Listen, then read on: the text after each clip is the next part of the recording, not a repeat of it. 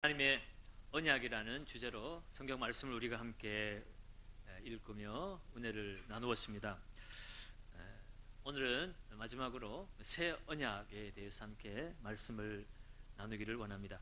지금까지 하나님께서 이스라엘 백성들에게 언약을 맺어 오셨는데, 우리가 살펴본 것처럼 하나님이 그들에게 언약을 맺으실 때는 그들을 올가매기 위한 짐으로 언약을 맺으신 것이 아니라 그들에게 이미 허락한 복을 그들이 누리며 살게 하시기 위해서 그 복을 누리는 과정 가운데 필요한 선물로 언약을 주신 것임을 우리는 알 수 있었습니다. 그런데 우리가 보아온 것처럼 이스라엘 백성들은 그 언약을 하나님이 주신 선물로 받지 못하고 짐으로 받았습니다. 억지로 그것을 지키려고 애를 쓰다가 실패했습니다. 실패한 것이 아니라 자신들이 잘못된 선택을 한 것이죠. 하나님의 말씀을 지켜서 복 있는 자의 삶을 살기를 선택한 것이 아니라 이방 백성들이 좋아하는 정욕과 탐욕과 죄의 그 선택을 쫓아 살다가 결국은 이 세상의 멸망의 길로 나아가게 된 것입니다. 이스라엘 백성들은 하나님 말씀대로 살지 못했기에 결국 그들은 나라를 잃고 바벨론의 포로로 끌려가는 그런 상황까지 오게 되었습니다. 이러한 상황 속에서 하나님의 언약의 말씀이 폐하여지는 것처럼 그렇게 우리는 느껴질 수 있습니다. 그러나 하나님께서 친히 맺으신 언약은 하나님이 이루어 가신다는 사실을 우리가 언약의 말씀을 볼 때마다 우리가 그것을 기억해 내었습니다. 오늘 말씀도 마찬가지예요. 다윗을 통하여 주신 하나님의 언약, 네 왕위를 견고하게 하리라 하나님 약속하셨지만, 그러나 나라를 잃고 다윗 왕조는 무너지는 것 같았습니다. 그렇다면 하나님의 언약이 폐하여지는 것이 되어버리니까, 그래서 하나님은 그 하나님이 친히 맺으신 언약을 지키시기 위해서 새 언약을 허락해 주십니다. 지금 오늘 읽은 본문의 말씀은 예레미야 선지자를 통하여 하나님이 주신 새 언약입니다. 예레미야 선지자가 활동했던 시기는 이 다윗 왕조가 끝나는 유다 왕국이 바벨론의 멸망을 당하는 시점에 활동했던 선지자입니다. 그래서 나라의 멸망을 외쳐야 했기 때문에 이 예레미야는 눈물의 선지자로 그렇게 불려지기도 합니다. 예레미야를 통해서 하나님은 그들의 죄값으로 말미암아 그 땅이 멸망을 당할 것을 예언하였지만, 그러나 하나님은 하나님이 맺으신 언약을 이루시기 위해서 소망의 말씀을 주십니다. 그것이 바로 오늘 읽은 새 언약의 말씀이에요. 그 언약의 말씀이 성취되어지는 것은 70년 만에 그들이 포로된 자리에서 돌아오는 것이 1차적인 성취이지만, 그러나 궁극적인 성취는 오실 예수 그리스도를 통하여 하나님이 이루실 하나님의 구원의 역사인 것입니다. 오늘 이 새 언약의 말씀, 그것은 오늘 이 땅을 살아가는 우리들을 향한 하나님의 언약의 말씀이기도 합니다. 우리 언약의 말씀을 우리가 다시 한번 기억하면서 우리가 하나님의 새 언약을 받은 새 언약 백성으로 우리는 어떤 모습으로 이 땅을 살아가야 하는지 함께 은혜를 나누기를 원합니다. 오늘 예레미야를 통하여 주신 새 언약의 내용, 하나님이 새 언약을 주실 때에 왜 새 언약을 주시는가? 옛 언약에 어떤 문제가 있었기 때문인가를 먼저 이야기를 합니다. 32절을 한번 보겠습니다. 이 언약은 내가 그들의 조상들의 손을 잡고 애굽 땅에서 인도하여 내던 날에 맺은 것과 같지 아니할 것은, 하나님께서 이스라엘 백성들을 애굽에 노예된 자리에서 그들을 구원해 내었습니다. 그리고 모세를 통하여 그들을 구원해낸 이후에 시내산에 와서 하나님이 시내산 정상에서 하나님이 언약을 맺었죠.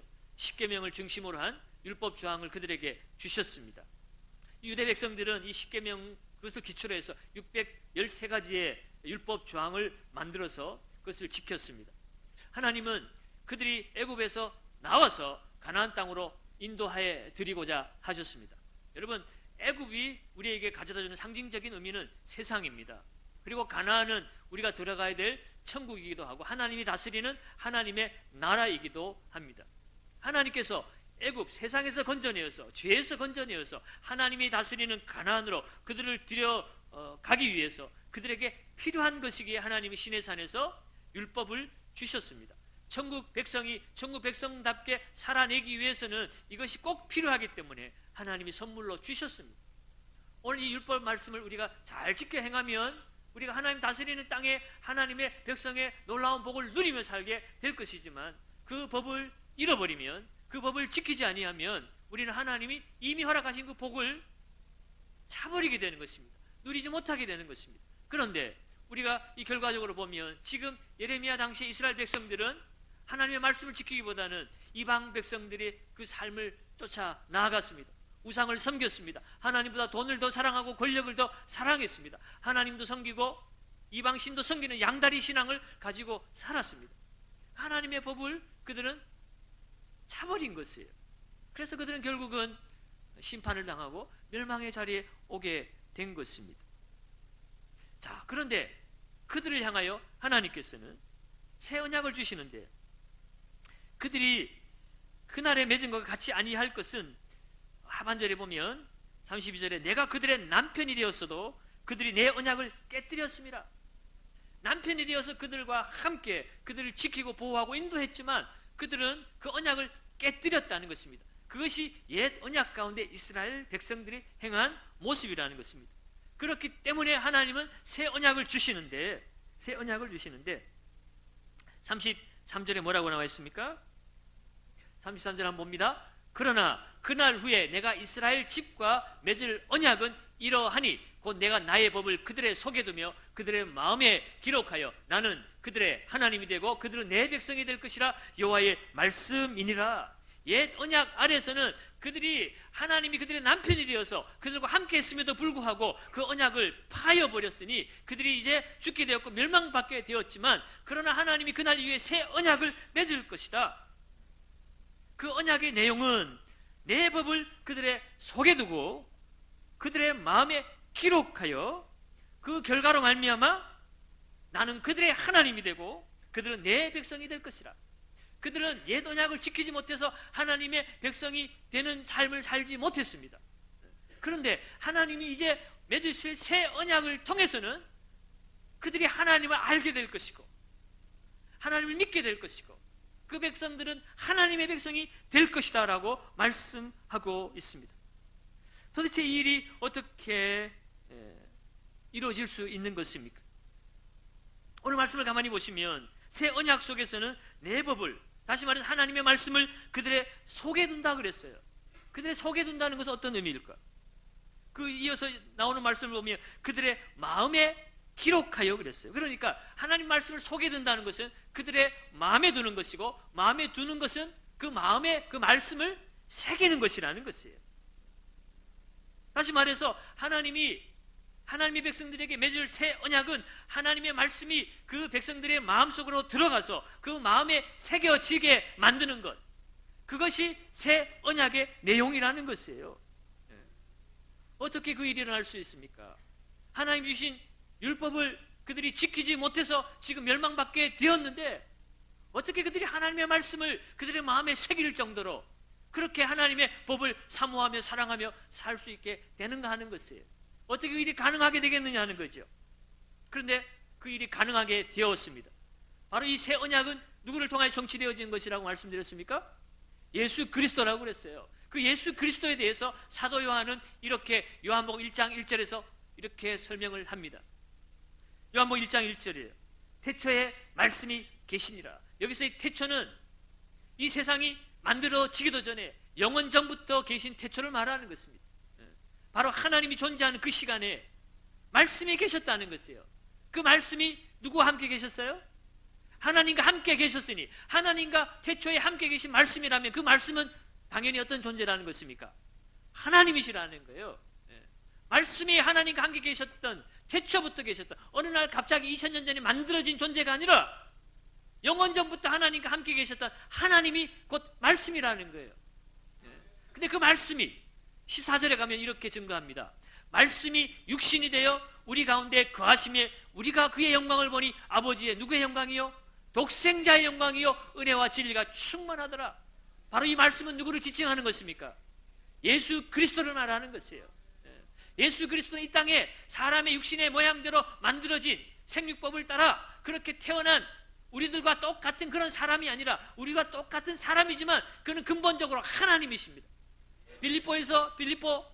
사도 바울은 빌립보 2장에서 그는 근본 하나님과 본체시나 하나님과 동등됨을 취할 것으로 여기지 아니하셨다 그랬어요. 예수 그리스도가 우리 가운데 사람의 모양으로 오셨지만, 그래서 우리가 똑같이 사람의 삶을 사셨던 참 사람이시지만, 그러나 우리가 다른 것은 그는 근본 하나님이시라는 것이에요. 하나님이시지만 우리를 구하시기 위해서, 하나님이 우리에게 약속하신 이 새 언약의 말씀을 성취하시고 완성하시기 위해서 우리에게 찾아오신 하나님, 그분이 바로 예수 그리스도라는 것입니다. 바로 그 말씀이신 예수 그리스도가 우리 마음에 오셔서 우리 마음에 새겨지게 되는 것, 그것이 하나님이 우리에게 약속하신 새 언약이라는 것이에요. 그런데 가만히 한번 더 생각해 보면, 어떻게 예수님이 우리 마음에 들어오시며 어떻게 예수님의 말씀이 우리 마음에 새겨질 수 있을까? 예수 그리스도는 우리를 위해서 십자가에서 분명히 죽으셨습니다. 그리고 3일 만에 분명히 살아나셨습니다. 40일 동안 제자들과 함께 계시다가 제자들이 보는 눈앞에서 하늘로 승천하셨습니다. 예수님 지금 어디 계세요? 하늘 보좌, 하나님 보좌 우편에, 하나님의 나라에, 하나님 영광스러운 본래의 자리로 가셨습니다. 그렇다면 그 예수님이 어떻게 우리와 함께 하실 수가 있습니까? 하나님께서, 예수님께서 우리에게 약속하신 말씀이 있어요. 요한복음 16장 7절에 보시면 부활 승천하시는 예수님께서 제자들을 향하여 승천하시기 전에 이렇게 말씀하십니다. 그러나 내가 너희에게 실상을 말하노니 내가 떠나가는 것이 너희에게 뭐함이라? 유익이라. 내가 떠나가지 아니하면 보혜사가 너희에게로 오시지 아니할 것이요 가면 내가 그를 너희에게 보내리니. 아멘. 보혜사가 너희에게 오시기 위해서는 내가 떠나가는 것이 유익하다 그랬어요. 여기서 이 보혜사는요, 파라클레이토스, 옆에서 도와주시는 분이라는 뜻입니다. 예수 그리스도가 제자들의 보혜사였습니다. 그들 옆에서 그들을 도와주시고 그들을 인도해 주시고 그들을 보호해 주시고 그들을 지켜주시고 그들을 감동하시며 그들에게 능력을 부어주시고 그들이 이 땅 가운데 승리하는 삶을 살 수 있도록 예수 그리스도가 성도들의, 제자들의 보혜사가 되어주셨습니다. 제자들이 예수님과 함께 할 때는 아무 문제가 없었어요. 바람과 바다를 꾸짖고 죽은 자를 살리고 묻는 병을 고치시고 악령을 꾸짖으시는 그 하나님이신 예수가 그들의 옆에 있는데 무엇이 두렵고 무엇이 문제가 있겠습니까? 그런데 예수님이 떠나가신다는 거예요. 제자들이 불안합니다. 아니, 보혜사이신 예수께서 떠나가면 어떻게 된단 말이에요. 그러나 예수님은 내가 떠나가는 것이 유익하다. 왜냐하면 보혜사를 너에게 보낼 것이니. 이 보혜사는 바로 성령 하나님을 말하는 것이에요. 나와 똑같지만 다른 보혜사. 여러분, 하나님은 성부, 성자, 성령 삼위일체로 존재하십니다. 권능과 영광이 동일하시고 함께 하시는, 그러나 각각의 인격을 가지시고 존재하시는 삼일체 하나님.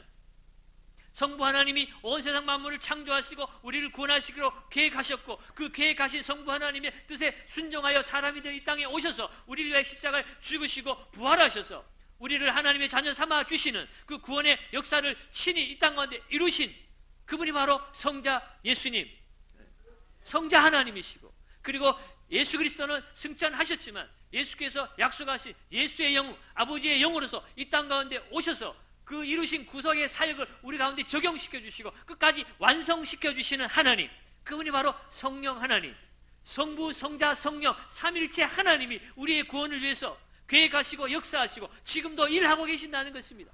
이런 영광스러운 삶을 우리가 이 땅 가운데 살고 있는 것이에요.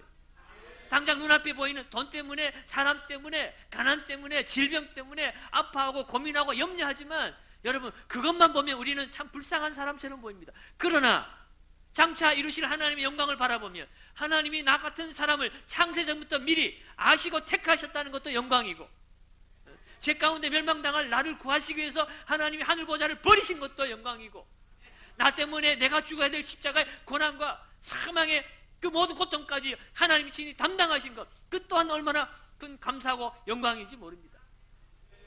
바로 그러한 놀라운 하나님의 그 약속을 하나님이 이루시겠다는 것을 오늘 예레미야를 통하여 새 언약의 말씀으로 우리에게 이야기하고 계신 것이에요.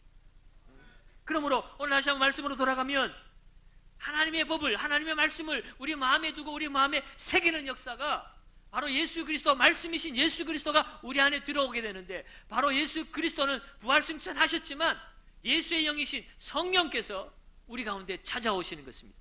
예수님의 육체를 가지고 이 땅에 오셨지만 영이신 하나님, 성령 하나님은 우리와 같이 이렇게 육체를 가지고 이 땅에 계시지는 않아요. 영으로 보이지 않아야지만 온 모든 성도들 가운데 함께 하시고 역사하시는 분이 바로 성령 하나님이시고, 그 성령 하나님은, 성경은 하나님의 영이시지만 또한 예수 그리스도의 영이라고 그렇게 베드로 사도를 통하여 베드로 1장 11절에서 말씀하고 있습니다. 그러므로 새 언약이 무엇이냐? 그것은 하나님의 말씀이 내 안에 새겨지는 것인데, 그래서 그 말씀이 새겨짐으로 말미암아 내가 하나님의 백성이 되어지는 것이고 하나님을 내가 안다고 말할 수 있게 된다는 것이에요. 너희는 내 백성이 된다고 또한 말씀하고 있습니다. 바로 이 성령의 임재를 통해서 우리가 하나님을 알아가게 되는 것이에요. 예수 그리스도를 믿어지게 되는 것입니다. 그리고 하나님이 나의 백성이라고 말씀해 주시는 것이에요. 그러므로 여러분, 우리가 기억해야 될 것은 옛 언약은 여러분 새 언약과 전혀 별개의 것이 아닙니다. 옛 언약은 이 새 언약과 연속선상에 있는 것이에요. 여러분, 하나님 우리에게 주신 것은 모든 것이 다 선물입니다. 율법은 우리에게 좋은 것이에요. 하나님 백성답게 살도록 하나님 주신 것입니다. 그래서 율법은 우리에게 아직도 유효한 것입니다. 그러나 그럼에도 불구하고 오늘 하나님 우리에게 새 언약이라고 말하는 것은 옛 언약은 버려야 되기 때문에 새 언약이 아닙니다. 새 언약이라고 말씀하신 이유는 우리 33절 하반절을 다시 한번 자세히 보시면 하나님께서 내 법을 그들의 속에도 그 마음에 기록하여서 나는 그들의 하나님이 되고 그들은 내 백성이 될 것이기 때문에 그래요. 여러분, 왜 새 언약일까? 이 새 언약의 말씀을 통해서 하나님 우리가 알게 된다는 것입니다. 그리고 우리는 하나님의 백성이 된다는 것입니다. 마음에 하나님의 말씀이 들어오는데 어떻게 그렇게 될까? 여러분, 사실은 옛 언약의 말씀 안에서는 우리가 마음이 새로워지기가 어려워요. 여러분, 부패하고 타락한 인생, 우리의 마음은 하나님의 능력과 하나님의 은혜가 없이는 새로워질 수가 없습니다. 예레미야 23장 7절에 보면 만물보다 힘이 거짓되고 부패한 것이 사람의 마음이라고 그랬어요. 만물보다 부패하고 거짓된 것이 사람의 마음인데 이 마음으로 어떻게 우리가 하나님을 알 수 있으며 하나님의 백성이 될 만한 그러한 자질이 우리 마음에 있다는 것입니까? 우리의 힘으로는 죽었다 깨나도 하나님의 그 기준에 만족할 수 없고 하나님께 구원받을 만한 그러한 능력과 그러한 자격이 우리는 없다는 것이에요. 그런데 이 새 언약 아래서는 그 부패하고 거짓된 마음을 하나님이 새롭게 하신다는 거예요. 바뀌어지게 한다는 것입니다. 그러므로 여러분, 옛날 언약은 외적인 요구였다면 이 새 언약은 그 외적 요구가 우리 안에 내면화되어지는 것입니다. 내 힘으로 할 수 없었던 것, 내 마음 안에 하나님이 새로워짐으로 말미암아 그 언약을 우리가 지켜낼 수 있도록 하나님이 그렇게 하나님이 친히 만들어 가신다는 것이에요. 내가 하는 것이 아니라 내 안에 오신 말씀 가운데 역사하시는 성령 하나님이시잖아요. 하나님께서 내 마음을 움직여서 하나님이 나를 새롭게 해주시기 때문에 나는 할 수 없지만 하나님이 이 율법의 요구를 이루어가게 하신다는 것입니다. 그러니 이것이 새 언약이죠. 똑같은 언약이지만, 하나님의 언약이지만 새 언약인 것은 나로 할 수 없었던 그것을 나로 할 수 있게 만드는 능력이 내 안에 주어지기 때문에 새 언약이라는 것이에요. 그렇지 않습니까? 오늘 저와 여러분들이 하나님을 나의 하나님으로 고백합니다. 예수를 나의 구주로 고백하고 있습니다. 그리고 하나님은 저와 여러분들을 내 아들, 딸이라 말씀하시고 하나님의 백성으로 삼아 주셨습니다. 여러분, 이것은요 성령의 임재하심으로 이루어지는 신비한 역사입니다. 여러분, 구약 성도들은 그들이 율법을 받았으면서도 하나님을 제대로 알지 못했어요.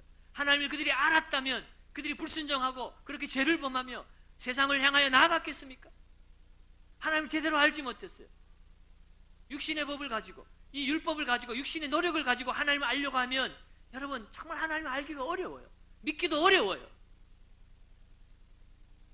그들이 제사도 드리고 율법도 있었지만 그들이 하나님을 제대로 믿지 못하고 우상 숭배하고 나아갔던 것, 그만큼 하나님 믿기가 어렵다는 것입니다. 그런데 오늘 우리는 예수 그리스도를 믿잖아요. 여러분, 예수 그리스도 여러분 만난 적 있습니까? 여러분, 어쩌면 초대교회 성도들은 예수 믿기가 참 쉬웠는지도 모릅니다. 요한일서 1장 1절 1절에 보면 초대교회 성도들, 사도 요한은요 이렇게 얘기하고 있습니다. 태초부터 있는 생명의 말씀에 관하여는 우리가 뭐한 바요? 들은 바요. 눈으로 뭔 바요? 본 바요. 자세히 보고 우리의 손으로 뭐한 바라? 만진 바라. 태초부터 있는 생명의 말씀에 관하여, 이 말씀 예수 그리스도라고 그랬잖아요. 태초부터 계셨던 그 말씀, 육신의 우리 가운데 오직 예수 그리스도에 대해서, 그분이 이루신 십자가 구속과 부활의 그 삶에 대해서 우리는 듣고 내 눈으로 보았고 또 내 손으로 만져보았습니다. 도마는 내가 손으로 그 옆구리를 찔러보기 전에 내가 못 믿겠다 그랬는데, 초대교회 성도들은요 보고 듣고 경험한 사건이었습니다. 내가 보지 못했다 할지라도 본 사람의 이야기를 들은 사람들이, 내 질병이 치유받고 죽음에서 살아난 자, 내 절망의 그 상처에서 헤어나온 그 사람들의 간증을 들었던 사람들입니다. 그것도 같은 땅 아래서, 같은 시대 안에서. 그런데 우리는 어때요? 2000년 전의 이야기입니다. 이웃 일본에서, 중국에서 일어난 이야기도 아니에요. 아무도 가본 적이 없는 저 먼 팔레스타인 지방에서 일어난 일입니다. 10년 전, 50년 전에 일어난 일도 아니에요. 2000년 전에 일어난 일입니다. 그런데 어떻게 그것이 믿어져요? 어떻게 믿습니까, 여러분? 쉽게 믿어집니까? 하나도 못 믿으시는군요. 드디어 실체가 탄로가 난 것 같습니다. 아닌 줄 압니다. 믿어지잖아요. 설명할 수 없어도. 왜 그래요? 내 안에 하나님이 오셨기 때문에 그래요. 지금도 살아 역사하시는 하나님, 말씀이신 하나님, 그리스도의 영이신 성령께서 우리 가운데 찾아오셨기 때문에 우리가 예수 그리스도를 믿게 되었다는 것입니다. 그래서요, 고린도서 12장 3절에도 또 성령으로 아니하고는 누구든지 예수를 주시라 할 자가 없느니라. 성령이 아니고 예수를 저주할 수도 없고, 성령을 받지 않은 사람들은요 예수를 주라고 말할 수 없다는 것입니다. 성령 받았으면 예수를 저주할 수도 없습니다. 성령이 우리 안에 임하셨기 때문에 예수가 믿어지는 것이에요. 성경에 보면요, 여러분 믿지 못할 일이 많잖아요. 사람이 어떻게 살아나? 어떻게 바람과 바다가 말씀 앞에 잠잠해질 수가 있어? 어떻게 동정녀의 몸에 사람이 태어날 수가 있어? 어떻게 바다가 갈라질 수가 있어? 정말 우리는 이 세상의 과학적 사고방식으로는 이해할 수 없는 그런 일들이 성경에 너무나 많이 있어요. 근데 어떻게 이게 믿어집니까? 설명한다고 믿어집니까? 설득한다고 믿어지는 것도 아니잖아요. 설득도 안 돼요. 설명도 안 돼요. 오직 믿음으로만 알 수 있습니다. 그런데 그 믿음은 내 안에 오신 성령 때문에 생기는 거예요. 왜 그렇게 되었습니까? 하나님이 찾아오셔서 하나님이 친히 맺은 언약이고 하나님이 약속하셔서 하나님이 이루시는 일이기 때문에 그렇습니다. 구약의 율법, 옛 언약은 선지자나 제사장이 가르쳤어요. 집에 가장이, 족장이 가르쳤습니다. 그 배워서 그 율법을 알고 하나님을 알려고 했고 지키려고 했어요. 그러나 이제는 더 이상 사람의 도움을 받지 않아도 누구나 다 하나님을 알게 된다는 거예요. 더 이상 하나님을 가르칠 필요가 없다는 것입니다. 하나님은 배워서 알 수 있는 하나님이 아닙니다. 여러분, 여러분의 부모를 배워서 알았습니까? 너희 어머니, 너희 아버지 혈액형이 나하고 똑같으니까 그래서 그때부터 믿게 되었습니까? 배워서? 여러분, 아니지 않습니까? 하나님도 배우지 않아도, 가르쳐주지 않아도 하나님을 알게 될 날이 온다는 것인데, 그것이 바로 예수 그리스도를 통하여 이루어진 그 구속의 은총으로 말미암아 오늘 우리에게 실현되어진 것입니다.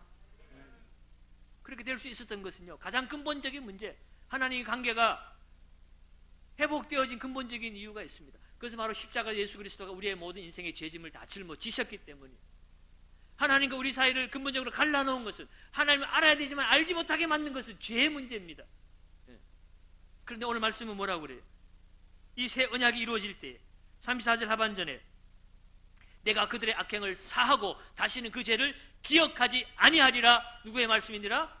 여호와의 말씀이니라. 하나님께서 친히 그 죄를 기억하지 아니하시겠다고 말하고, 그 악행을 내가 사할 것이라고 말씀하고 있어요.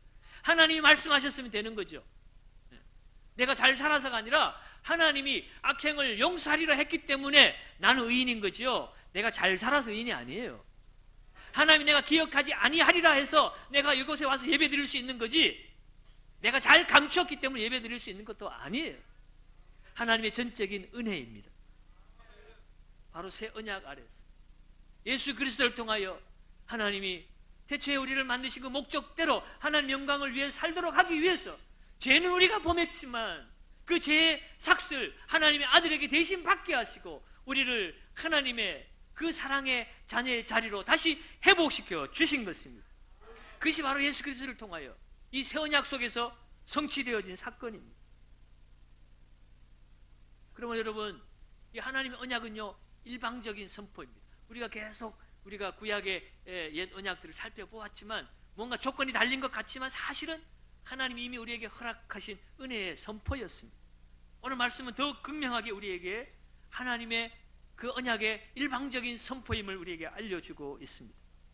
하나님이 우리의 죄를 일방적으로 용서해 주셨기 때문에 하나님의 관계가 회복되어지고 우리는 하나님을 알 수 있게 된 것이에요. 배우지 않아도 가르치지 않아도 바로 예수 그리스도를 통해서. 그래서 예수님도요 누가복음 22장 20절에 보시면 예수님 말씀하시기를 이 자는 내 피로 세우는 새 언약이니 곧 너희를 위하여 붓는 것이라. 예수 그리스도가 십자가에 죽으시는 이유는 그가 힘이 없어서가 아니라 하나님이 약속하신 이 새 언약을 이루시기 위해서 친히 보혈을 흘려주신 것이에요. 바로 이 새 언약의 말씀이 나의 노력이나 나의 어떤 조건을 통하여 만족되어진 것이 아니라 하나님의 일방적인 사랑과 은혜로 성취되어졌다는 것입니다. 그러므로 이 새 언약은 깨질 수도 없고 실패할 수도 없는 언약인 줄 믿으시기 바랍니다. 여러분, 오늘 우리가 좌절과 절망 가운데 때로는 아주 심각한 죄 가운데 빠졌다고 왔다 할지라도 예수 그리스도를 믿는 믿음 안에 우리가 주님을 바라볼 수 있다면 주님은 오늘 우리의 죄를 기억하지 아니하고 우리를 하나님의 백성으로 우리를 이끌어가 주실 줄로 믿습니다. 그러므로 여러분, 오늘 우리는 이 새 언약의 은혜를 받아 살아가는 사람들입니다. 그렇다면 내 모든 죄는 사함 받았으니까 또 죄 지어도 되겠네, 내 마음대로 살아도 되겠네, 그것은 아니죠. 옛 언약과 새 언약은 연속 손상에 있는 거라고 그랬어요. 단절된 것이 아닙니다. 우리는 율법을 그동안 지키지 못했지만 이 새 언약의 그 결과로 말미암아 그 율법을 이제는 억지로가 아니라 짐으로가 아니라 자원하여 기쁨으로 섬길 수 있는 그러한 하나님의 새 언약 백성으로 우리는 살아야 하는 것입니다. 이스라엘 백성들은 하나님의 말씀을 짐으로 받았고 그것을 기쁨으로 순종하지 않아서 나라를 잃고 바벨론으로 끌려가고 고통당하는 실패를 반복했는데 이제 우리는 그런 삶을 살지 말아야 합니다. 오늘 이 땅에 우리를 넘어뜨리려 하고 하는 바벨론이 우리의 입을 벌리고 우리를 넘어뜨리려고 삼키려고 우리를 도사리고 있어요. 세상 가치관 속에 세상 죄의 탐욕 가운데 하나님의 말씀을 버리고 우리가 또다시 불순종의 길로 나아가면 안 되는 것이 하나님이 피값으로 맺은 언약 이것이 헛되지 아니하도록 우리는 이 안에 계신 예수 그리스도의 말씀의 법을 따라 또 그 법을 우리 안에 성취시켜 주신 성령의 은혜를 따라 우리는 살아내야 하는 것입니다. 이 새 언약에 대해서 여러분 이 에스겔서 말씀에도 하나님께서 이 새 언약을 말씀하셨습니다. 에스겔서 36장 26절 27절 말씀을 한번 봅시다. 같이 한번 읽습니다. 새 영을 너희 속에 두고 새 마음을 너희에게 주되. 그래서 자 한번 보세요. 새 영을 너희 속에 두는 것과 새 마음을 너희에게 주는 것을 평행선상에서 이야기하고 있습니다. 다시 말해서 새 마음이 되어지는 것은 새 영이 우리 안에 들어옴으로 말미암아 이루어진다는 것이에요. 다시 말해서 성령의 역사로 말미암아 우리의 굳은 마음이 부드러워지고 새로워진다는 것이에요. 그러면 어떻게 됩니까? 내 영을 너희 속에 두어 너희로 내 율례를 뭐하게 하리니? 행하게 하리니 너희가 내 규례를 뭐하리라? 지켜 행할지니라. 새 언약 아래서 율법은 사라지는 것이 아닙니다. 오히려 우리가 새 영으로 말미암아 우리의 마음이 부드러워져서 기쁨으로 자원하는 마음으로 자발적으로 율법을 지켜낼 수 있게 되었다는 것이에요. 그것이 오늘 이 땅을 살아가는 새 언약 백성으로 우리가 살아가야 될 삶의 태도인 것입니다. 사랑하는 여러분, 예수 그리스도가 우리의 삶의 주인이 되셨습니다. 그렇다면 우리가 그 예수 그리스도의 명령에 그 말씀 앞에 기쁨으로 자원하여 순종하며 살아야 되겠죠. 감사하게도 예수님은 유대인들처럼 그렇게 율법의 613가지 조항이 되는 그 엄청난 많은 율법을 지키라고 말씀하지 않으세요. 한 가지로 율법을 우리에게 축약시켜 주셨습니다. 요한복음 13장 34절입니다. 예수님이 우리에게 말씀하시는 새 언약 백성이 지켜야 될 새 계명이 무엇인가? 같이 한번 읽습니다. 새 계명을 너희에게 주노니 서로 사랑하라. 내가 너희를 사랑한 것 같이 너희도 서로 사랑하라. 새 계명을 주었는데 그 새 계명이 뭐라고요? 사랑. 누구하고? 서로. 그 서로는 여러분 옆에 있는 분입니다. 옆에 있는 분 한번 보세요. 옆에 있는 분들 한번 보세요. 사랑했습니까? 사랑하는 사이입니까? 별로 사랑하지 않는 사이끼리 앉은 분도 계신 것 같아요. 사랑했다면 더욱 사랑하시고, 사랑하지 않는 사이였다면, 여러분 새 언약의 그 놀라운 은혜를 받았다면 여러분 옆에 계신 분부터 사랑하시기 바랍니다. 그것이 우리가 성령 받은 자로서 새 언약의 기쁨을 누리는 자로서 우리가 마땅히 이 땅을 살아가야 될 삶의 태도인 것입니다. 성령이 우리 가운데 오셨기 때문에 여러분 이것은 놀라운 능력입니다. 하나님이 내 안에 오셔서 나와 함께 동거하시고 나를 성전 삼으셔서 나와 함께 사신다는 이 사실처럼 기쁘고 즐겁고 감격스러운 일이 어디 있습니까? 그것을 깨닫고 살아간다면 아무리 어려운 세상이라 할지라도, 가난과 질병 속에 산다 할지라도 후회 없는 인생이 될 수 있습니다. 기쁨과 즐거움의 백성이 되어 살아갈 수가 있습니다. 성령을 바라보지 못하면 내가 할 수 있는 것만 하고 나머지는 포기하고 좌절하고 절망하지만, 성령이 내 안에 사심을 믿고 그분을 바라보며 그분과 함께 사는 삶은 할 수 없는 것도 하게 되는 것입니다. 소망을 갖고 살게 되는 것이에요. 성령 받기 전에, 성령이 임하기 전에 제자들, 그들은 예수님과 3년을 동고동락했지만 정작 예수님이 고난당할 때 뿔뿔이 다 흩어지고 도망갔습니다. 그런데 약속하신 성령이 그들에게 임하였을 때 그들은 목을 내어놓고 예수 그리스도를 증거하며 성령의 사람으로 살았습니다. 후회 없는 인생을 살았습니다. 여러분 오늘 이 땅을 살아갈 때 우리가 후회 없는 인생, 이 땅 가운데 승리하는 인생, 여러분 돈도 쥐어야 되겠고 권력도 쥐어야 되겠죠. 그러나 그것은 우리를 지켜주지 못합니다.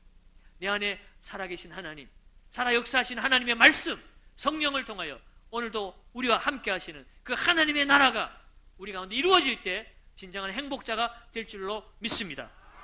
특별히 가정의 달을 맞이했고 오늘 어린이 주일이고 다음 주에는 또 어버이 주일로 우리가 지킵니다. 여러분 절기 지키는 게 중요한 게 아니고요. 내가 하나님의 사람이 되고 하나님의 백성이 되고 하나님의 가정이 되고 하나님의 성령이 내 자녀에게 들어가고 하나님의 성령이 내 부모에게 역사하시고 하나님의 성령이 내 가정을 주장할 때, 이 민족을 주장할 때 우리는 이 땅 가운데 승리하고 복 있는 삶을 살게 될 줄로 믿습니다. 이것은 이미 우리에게 이루어진 사건입니다.